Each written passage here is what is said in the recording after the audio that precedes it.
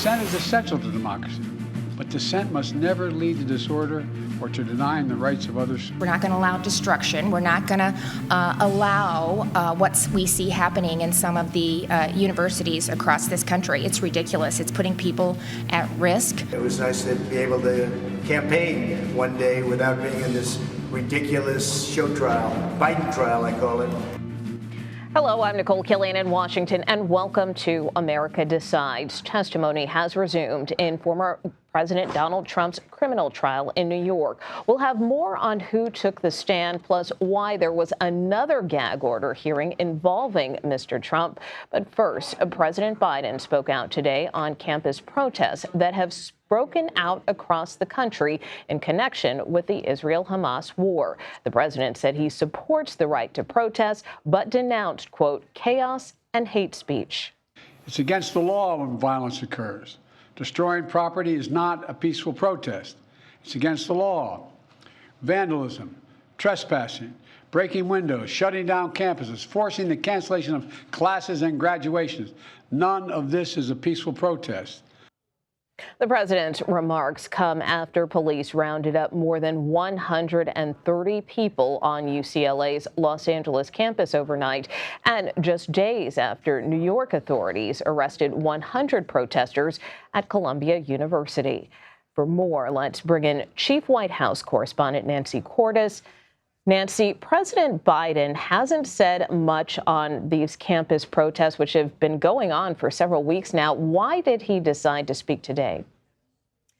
Nicole, White House officials say it was the sheer number of violent altercations over the past 48 hours or so that prompted the president to decide that he needed to speak out today and draw a very bright line between speech that is protected. He argued that free speech is a bedrock principle in this country and that the American citizenry has a right to be heard, but that anytime that speech veers into violence, causes people to be unable to get to classes or to be fearful for their safety, anytime it involves breaking windows, vandalism, that kind of thing, that is not protected, and that's what he said has to stop. And the president seemed to walk a fine line between the right to protest and denouncing violence and anti-Semitism. Let's take a listen. There should be no place on any campus, no place in America for anti-Semitism or threats of violence against Jewish students. There is no place for hate speech or violence of any kind, whether it's anti-Semitism, Islamophobia, or discrimination against Arab Americans or Palestinian Americans. It's simply wrong. So overall, how are his comments being received? Does the White House feel this could help lower the temperature? It really depends on the audience. I think that there are a lot of students. We've done interviews across the country today on various campuses where there are students who feel frustrated that he wasn't calling out, for example, police for taking a heavy hand with protesters, who were frustrated that at the end of that speech, when the president was asked, are you going to change any of your policies as a result of what the protesters have been calling for example, cutting off military aid to Israel, the president said no. So certainly there are a lot of student protesters who weren't satisfied. There were many Biden allies who did feel that he needed to say something, that he needed to weigh in after all this unrest was brewing at college campuses. So they were glad that he did that, and they were glad that he made it very clear that he does not disagree with these protesters, that he believes that they have the right to say what they're saying, but that they just need to do it in a peaceful way.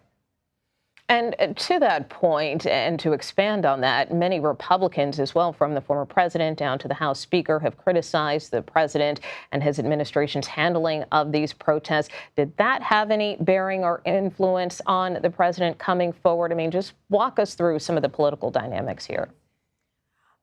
He's been under a great deal of pressure. In fact, his Republican opponent, Donald Trump, was doing a rally yesterday in the battleground state of Wisconsin, where he said, where is the president? He's been totally silent on this.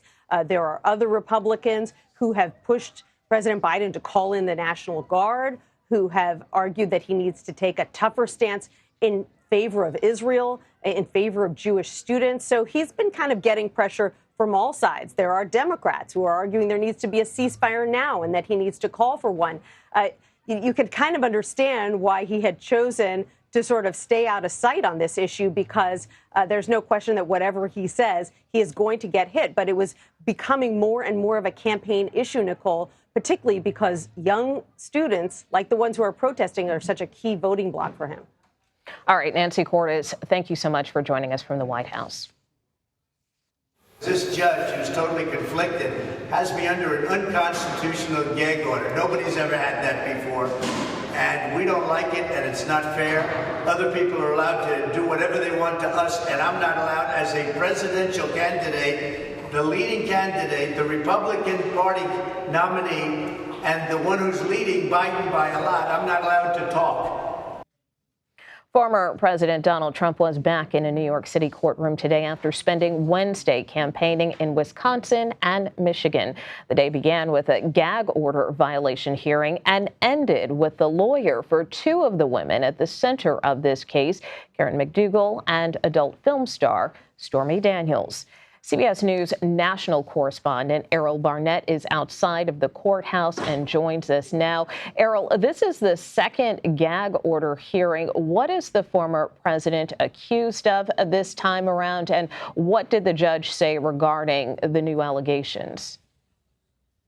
Hey there, Nicole. Well, the 4 additional violations stem from Donald Trump speaking to reporters about David Pecker and also sharing commentary online as it relates to the jury. And just a very fast fact check for what the former president said as he came into the courtroom this morning. Gag orders happen all the time for criminal defendants, especially when they go outside the bounds of what judges have laid out. And Donald Trump, even though he's running for president, is a criminal defendant in this case and therefore is not allowed to criticize witnesses or the jury. Judge Juan Merchan, though, wasn't very interested, it seemed, in Trump speaking about witness David Pecker. He was more concerned about Trump saying the jury was 95% Democrat and therefore he wouldn't get a fair trial. We don't have a decision from the judge yet. Jail time is unlikely because these violations happened after last week's gag order violations and penalties were made. But a $1,000 per penalty is likely should the judge decide to go down that route. Yeah, something that can definitely add up. Stormy Daniels, meantime, her former attorney, Keith Davidson, was back on the stand today. Tell us more about his testimony.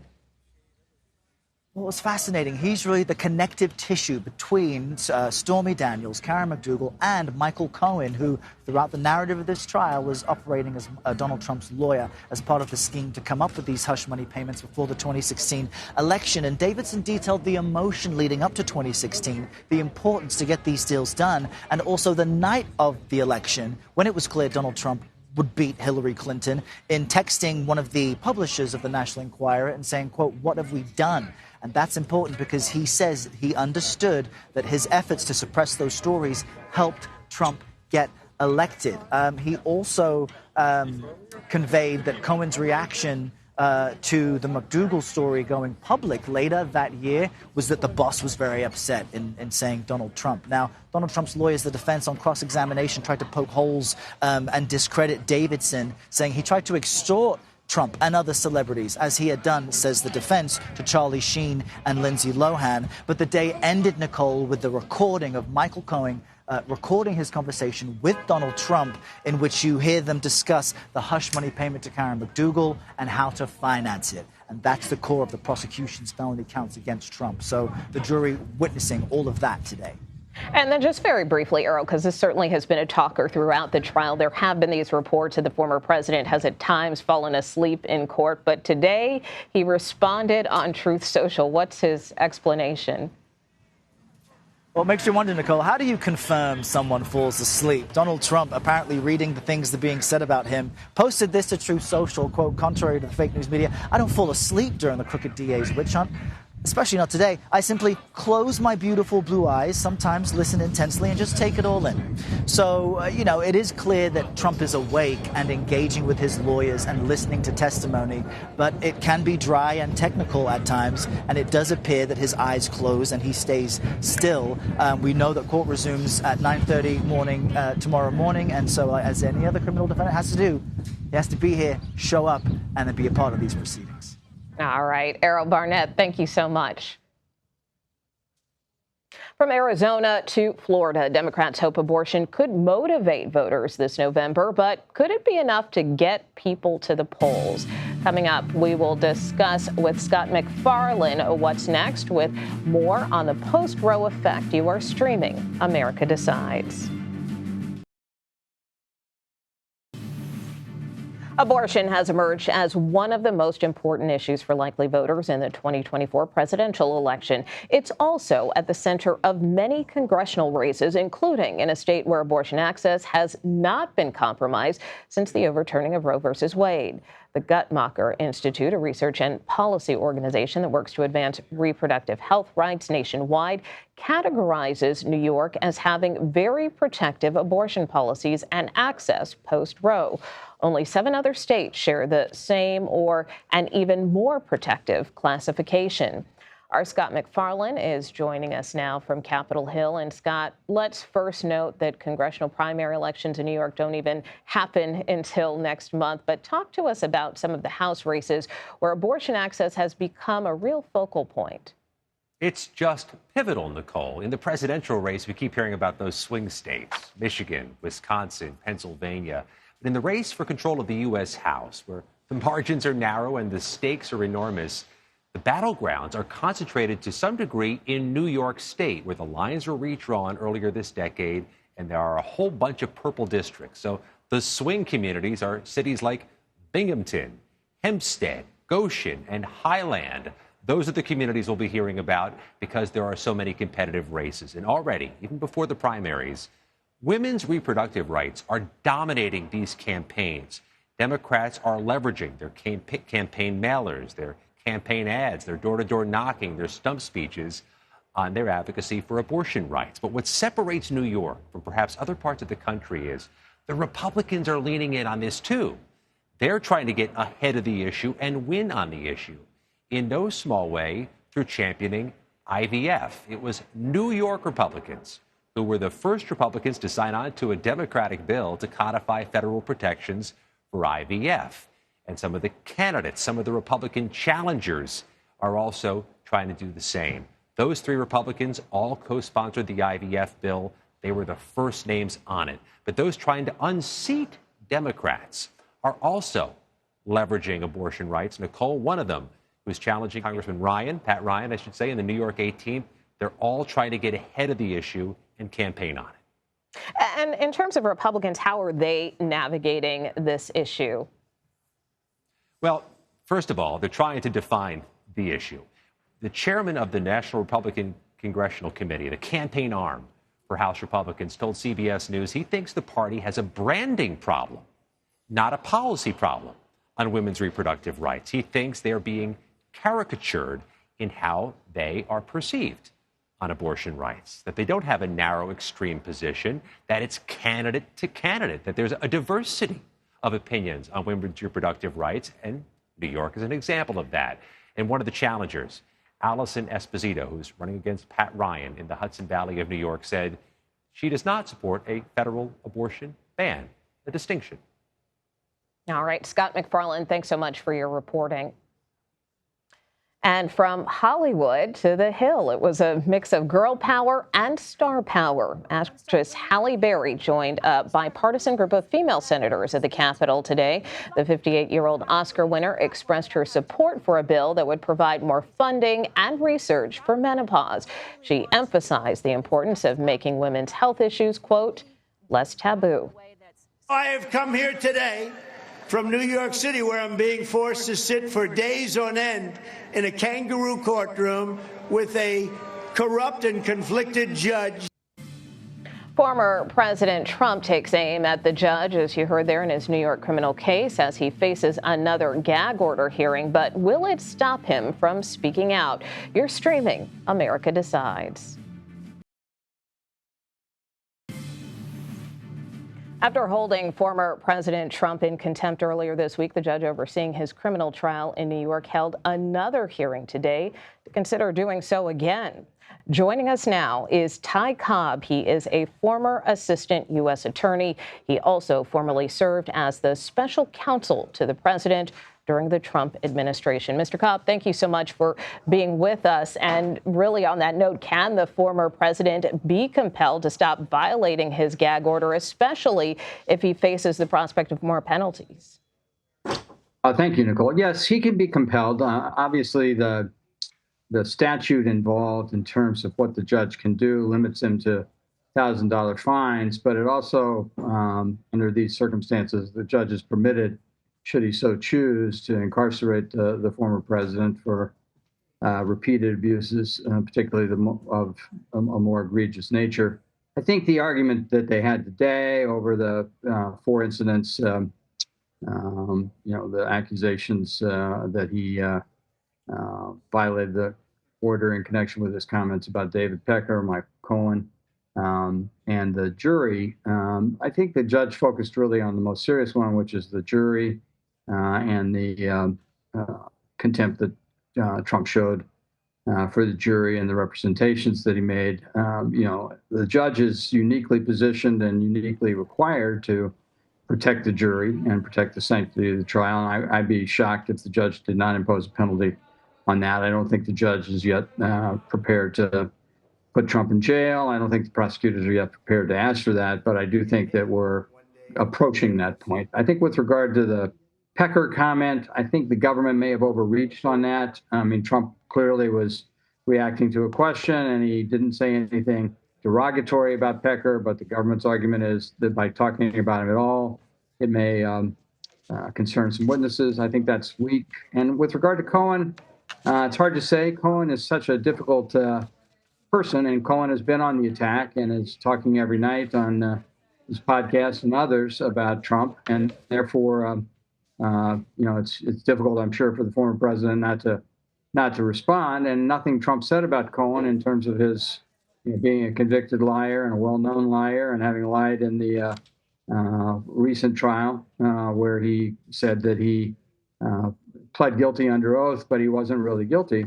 I think those are sort of undeniable facts, and less attacks than they are facts. I'm not sure what the judge will do with that, but it's certainly conceivable that he will not penalize Trump for that. I mean, the more the former president speaks about this case, is it possible that his comments could potentially result in a mistrial? No, I don't think that there's going to be a mistrial unless a witness comes forward after the fact or during testimony and says something about an extrajudicial comment that Trump made that had some impact on him. I don't see a mistrial as likely for anything here, but I do see the possibility that Trump would be incarcerated, however briefly, by this judge for continuing violations. And switching over to a political question, if you will, in a recent interview with the Milwaukee Journal-Sentinel, the former president said that he would only accept the 2024 election results, quote, if everything's honest. You recently called the former president the gravest threat to democracy. So what do you make of his remarks? I think, he's setting the country up for, what is almost certain to happen if he loses, which is just like the last time he lost convincingly, to deny the effect of the election. Now, fortunately, this time, he's not in power and won't be able to interfere with the peaceful transition of power. But I think we all know that Trump, driven by his narcissism, does not accept bad news, rejects it, and then lies about it.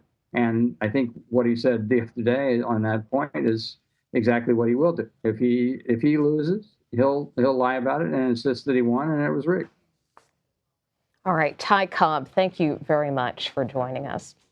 My pleasure.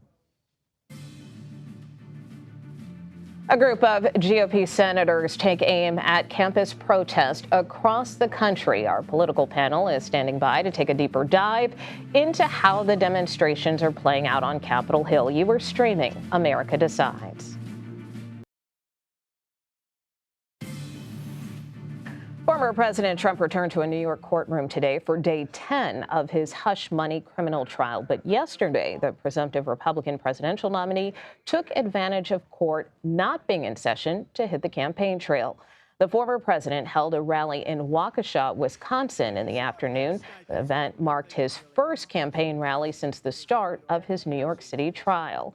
And it was quickly followed by his second. Just hours later, Trump held another campaign rally in Freeland, Michigan.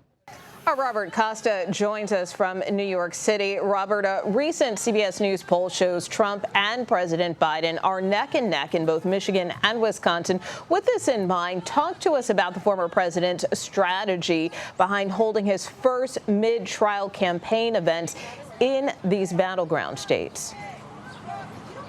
It's not surprising at all. In fact, when I speak to sources close to both the Biden campaign and the Trump campaign, they say that these states are going to be the focus of both campaigns in the coming months. And you can expect President Biden and former President Trump to essentially run for governors in each of these respective states. And these states have coalitions that are really up for grabs. Some more independent centrist voters that might have voted for President Biden in 2020, but given Trump a chance in 2016. A lot of union voters, labor voters who are frustrated with aspects of the global economy. You see President Biden putting a major push for those union votes in places like Michigan and Pennsylvania, keeps going back to those states, and so does Trump.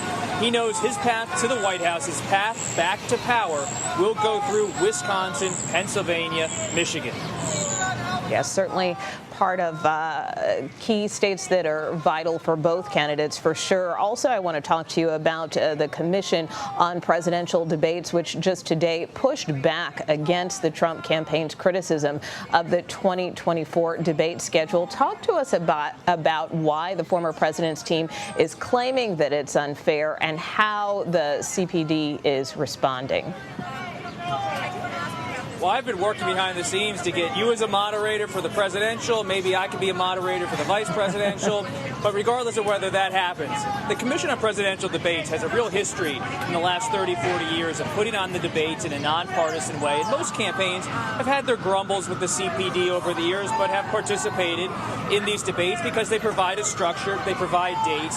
What you see now from the Trump campaign is frustration. They want debates now. They saw that President Biden went on the Howard Stern radio show and said he'd be willing to debate. So they want those debates now because Trump is here in New York, right behind me in Lower Manhattan at the criminal courthouse. He wants to get out there and start to engage with his opponent on the Democratic side, start to get some momentum for his campaign. They see debates as a way to do that. But the commission always has the debates in the fall. There's a tradition with the Presidential Debate Commission to have the debates begin after the summer, after people get back from their vacation, start the process in September. But based on my conversations with Trump allies, you can expect the Trump people to keep pushing to have the debate sooner because they want Trump on TV, on stage. All right, Bob Costa, hopefully maybe we can moderate a debate together right here on America Decides. Who knows? Thank you so much for joining us. And meanwhile, here in Washington, some on Capitol Hill aren't shying away from discussing the protest on college campuses. So let's bring in our political panel, Ashley Etienne and Fred Upton. Ashley is a CBS News contributor who previously served as communications director for Vice President Harris.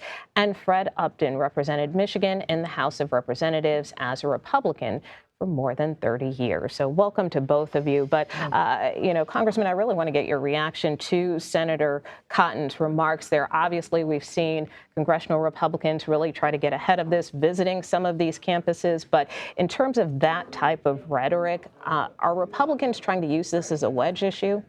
Well, it seems like it is. I know that Virginia Fox, the chair of the House Education and Workforce Committee, has called for a hearing. She's had some already, but she's going to have some little bit later this month, including my alma mater, University of Michigan, along with Yale and UCLA. We're all shocked this morning when we watched some of the violence this morning, for sure. But it's one thing to protest, and peaceful protest has always been, our MO. It's another thing to, hopefully the National Guard isn't called in or something like that, as some of my former colleagues, I think, are calling for. But, tone down the rhetoric maybe, allow for the peaceful protest. We're right at the end of the college year. I feel sorry. I've got two kids that graduated from college. I can't imagine as a parent, having your kids, you pay all that money to go to school, and then all of a sudden, a week out, they cancel the commencement. So Michigan's commencement is this weekend. To my knowledge, they've had no violence at all. And of course, as you know, Dearborn, Michigan is a very high percentage of folks with ties to Palestine and to Gaza. But you haven't had those that violence. Yes, you've had the protests. Allow that to happen, but don't accelerate it to what we saw at UCLA and Columbia. And actually, to that point, I mean, we heard from President Biden today again, kind of denounce the violence in these protests, but also trying to be supportive of the right to free speech. How would you rate his remarks, and should he have come out sooner on this? I mean, there is this question and somewhat of a complaint that the president sort of sat on his hands while all of this happened. I don't think so. I mean, this escalated really, really quickly. I thought his tone and his message today, which is we should allow for peaceful protests and free speech. That's who we are as a nation. But here's three things I know that the folks in that room and the president know very well. One is that foreign policy does not swing a national election. Two, public sentiment is on the president's side. Overwhelming majority, according to the polls, support Israel. Americans support Israel. The third thing he knows, though, is he's got to stop the bleeding, and almost immediately, as much as he possibly can, which is why Blinken is there now and is pressuring both Netanyahu and Hamas to really take the deal that's on the table. Let's hope that happens. But I might just say, too, just minutes ago, I went by the protest here in Washington. GW is just a block or two away from the studio. I saw the tent city. It looked pretty peaceful. Yeah, yes, the officers are there. But local news hasn't reported anything. This is the way it ought to operate versus what we saw this morning when we got up and saw the. But I think you're absolutely right. The Republicans are clearly going to try to use this as a political tool, weapon to punish the president and to do damage to the president. Regrettably, they said they delay giving foreign aid to Israel, but now is going to take advantage and seize the opportunity to do political damage to the president, which I think is quite despicable. Yeah, I was going to say at the same time, we're expecting a hearing next week with congressional Republicans calling in the chief of MPD, Mayor Bowser, over the encampments here. But, how do you both see this issue playing out as we get closer to the election? Will this still be something that will have a lot of impact, or do you think things will subside? We've had up and downs the last couple of weeks. Are we going to get an agreement with Israel and Gaza? The Saudis are involved. Blinken is there. And Egypt's been very involved. And there's been some talk about this almost for a couple of years now. I mean, I went to Israel back in 2022, and at that point, the Saudis were starting to be engaged. Let's recognize Israel. Let's really begin to think about a two-state solution. I think that it's important that we try to get this resolved quicker. And I hope that the news becomes more optimistic later in the week, as this proposal has been on the table now for a couple of days. But I noticed in some headlines earlier this afternoon that, in fact, the hard right in Israel is, of course, encouraging Netanyahu getting even more to blow it entrenched. up. You're absolutely right. I mean, I think go forward. I think the congressman is right. There's a lot of time between now and November. You've got school that's coming to a close. You've got the summer that's going to create this break in time. And I think that gives the president and his team at least 3 to 4 months to really push both sides, Hamas as well as Israel, toward an agreement. Let's hope this is behind us quickly. Yes. Yeah, and of course, we know another hot button issue is abortion. A short time ago, we saw Arizona Governor Katie Hobbs sign a repeal of that 1864 ban on nearly all abortions. Ashley, as you well know, Democrats are really trying to play up this issue. So where do you see the debate going next? Well, I mean, I think you're absolutely right. You're going to continue to see the vice president on the road. She's continuing to elevate this issue in battleground states and states all over the country, headed to Florida. I think she was just there yesterday for a third or fourth visit in Florida to sort of continue the drumbeat on this issue about rights and democracy and sort of what your life would be like under another Trump administration. So this is the gift that will continue to give for the Democratic Party. I don't think you'll see a let up on this issue. As I mentioned earlier, foreign policy issues don't swing a national election, but domestic issues will. And we've seen that this one has been incredibly potent in developing a comprehensive sort of broad coalition, moderate to to very liberal voters together coalescing around this issue in support of Democrats. So I think it's going to continue to be a winner going into November. And we've seen time after time in the last, in recent times now, elections in Kansas, Ohio, Michigan back in 2020. Republicans don't want this. Virginia. And it's going to be an issue that when voters are engaged, it's going to be. I think it's also going to be interesting to see who Donald Trump picks as a vice presidential candidate. It could be a woman, and how she handles this issue is going to be very important to All watch right, and see. Ashley Etienne and former Congressman Fred Upton, thank you so much for being with us. You bet. Mr. President, are you worried that Trump says he won't accept the election results? Listen to what he says. Biden there hinting that former President Trump won't accept the results if he loses the 2024 election. Time magazine spoke with the former president about his potential take two here in Washington. The reporter who interviewed him will join us next. You are streaming America Decides. If you took the 10 worst presidents in the history of the United States and added them up, they would not have done near the destruction to our country as crooked Joe Biden and the Biden administration has done. Well, there are lots of questions of what a potential second Trump term could look like. Would he pardon January 6 rioters? Would he fill his administration with staunch loyalists? The former president sat down for a wide-ranging interview with Time magazine to preview what a return to the Oval Office could look like. National political reporter for Time magazine, Eric Cordelessa, joins us now. He conducted that interview with the former president, and a really fascinating read. You got, I think, what, about 80 minutes? Somewhere between 80 to 90. With the former president. I mean, just let us be a fly in the room on that wall. I mean, what was this conversation like during that 90 minutes? Well, it was a serious conversation. I went into the interview with a plan of asking the president very precise, probing questions about what he would do if he became president again. And I really kept the focus there throughout the conversation.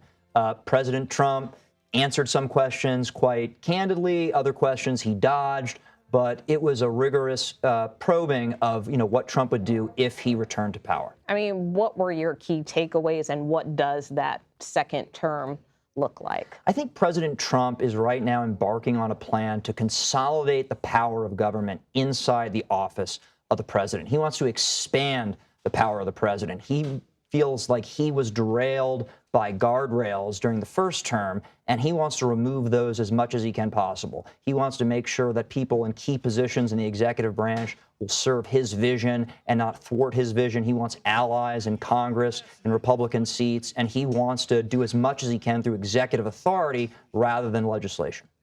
And I want to talk to you more specifically about some of these key issues, for instance, immigration policy. Let's take a look at what he told you in terms of defending his position on mass deportations. He said, quote, "We have no choice.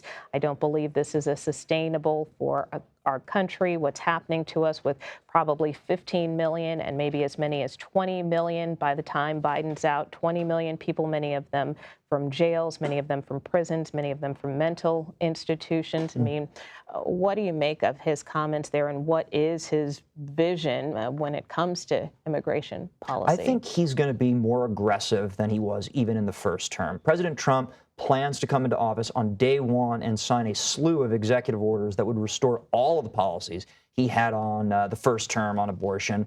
And he wants to take it even a step further. I grilled him specifically on his plans for a mass deportation operation, as he puts it, that would remove more than 11 million migrants from the country. He says he wants to rely on the National Guard to haul away undocumented migrants. He wants to induce local and state police departments by tying federal funding to their participation. And most strikingly, President Trump said to me that he would be willing to deploy the U.S. military inland in order to conduct this operation. When I said, President Trump, U.S. law prohibits the use of the military on civilians, he said he doesn't see undocumented migrants as civilians. He says they're invading the country. So I think he is planning to really take this issue full throttle if he becomes president again. And then I know, your reporting has gotten a lot of attention for what the former president told you about the issue of abortion. He discussed monitoring pregnancies, saying, quote, "I think they might do that. Again, you'll have to speak to the individual states. Look, Roe versus Wade was all about bringing it back to the states." I mean, what else did he say on this matter? And do you feel his comments are being properly interpreted? Well, not entirely. There are some who are not necessarily reflecting the way the president spoke to me about his plans. But, I asked him outright, Mr. President, you say this is an issue that should be left to the states. Are you comfortable with states prosecuting women who have gotten abortion after the ban? He told me it's irrelevant whether he's comfortable or not because he's going to let the states decide. I said, do you think states should be able to monitor women's pregnancies to know if they've gotten an abortion after the ban? He said they might do that. So President Trump's stance, and he understands this is a really delicate, precarious issue, and he's trying to thread a needle, but he's trying to really act like this is a states' rights issue, and that's the ground he's going to trod in the coming months. All right, Eric Cortellessa, we really thank you so much for being with us here. And again, very interesting read. Thank you. The Maryland Democratic Senate primary is in its final weeks. We'll speak to one of the candidates who could make history if elected. You're streaming America Decides.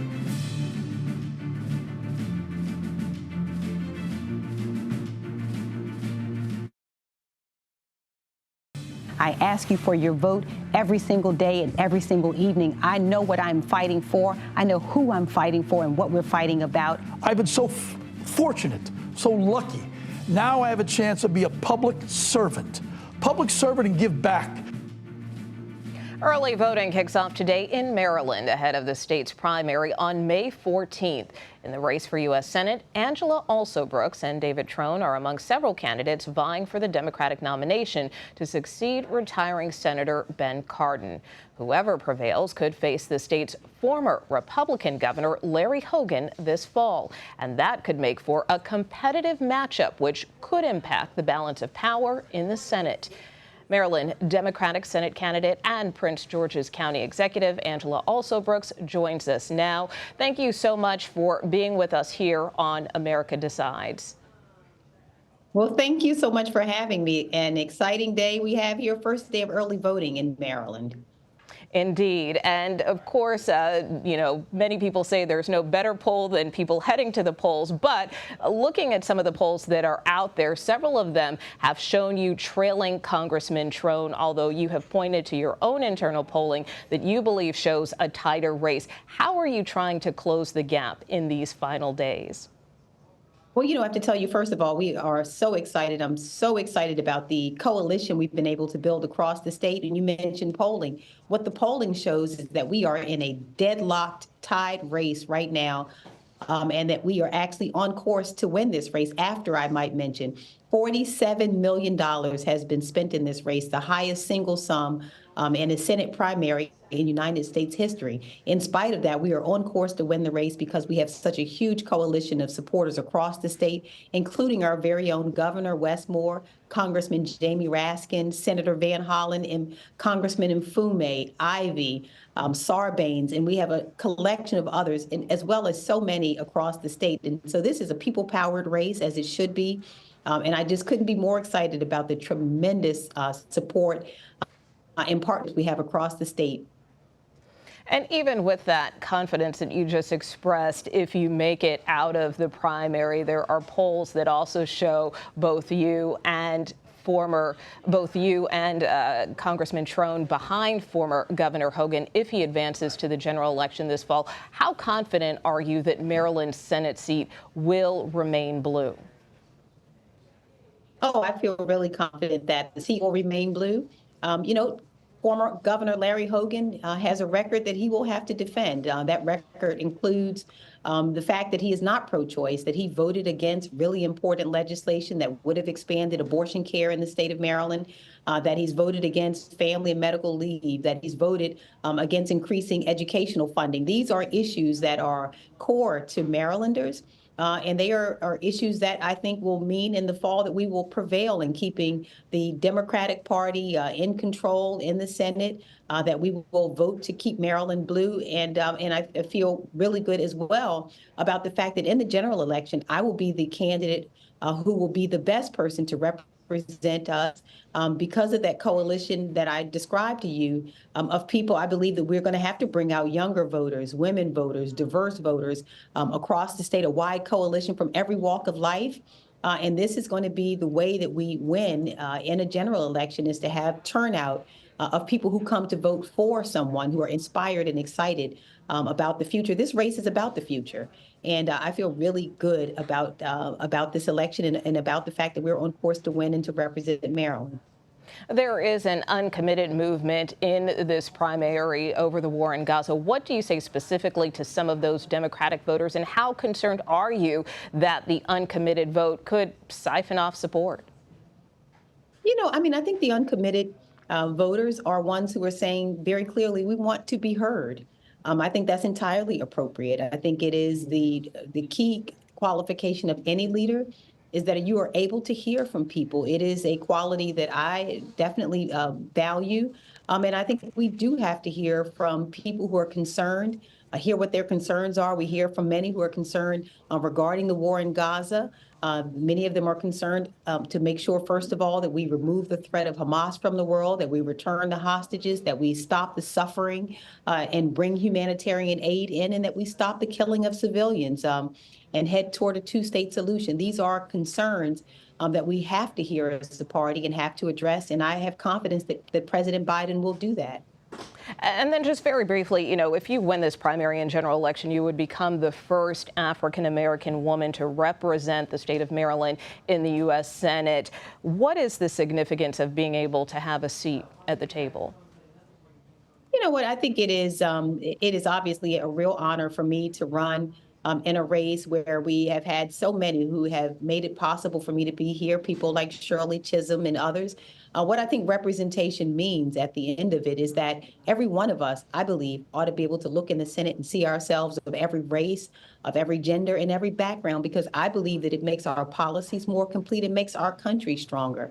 I think our country won't reach its potential until every one of us of every background have a seat at that table to make sure that our policies and lived experiences are reflective of America. I know that Marylanders will do this, that they will look not only at my race and gender, but look at my experience. I'm a person who's been in public service for 27 years, serving as the state's attorney, defending and protecting communities, serving as an executive, providing economic opportunity and healthcare access. And so there are many factors that voters will consider, but I believe that my experience is the one that voters will find is most valuable and will be the reason that I will be elected to represent Maryland as their next senator. All right, Angela Alsobrooks, thank you so much for being with us. Thank you. Thank you. If you believe that dogs are a man's best friend, then check out this new bipartisan caucus from Congress. 3 House members, Jared Moskowitz, Nancy Mace, and Susan Wild, are creating the Congressional Dog Lovers Caucus. Here they are with their dogs, although they didn't mention Governor Kristi Noem's recent dog controversy directly. Congressman Moskowitz said, given recent dog-related news, it's evident that both sides of the aisle reject animal cruelty. Well, that does it for us today. We will be back with another edition of America Decides Monday at 5 p.m. Eastern. The Daily Report with John Dickerson starts right now.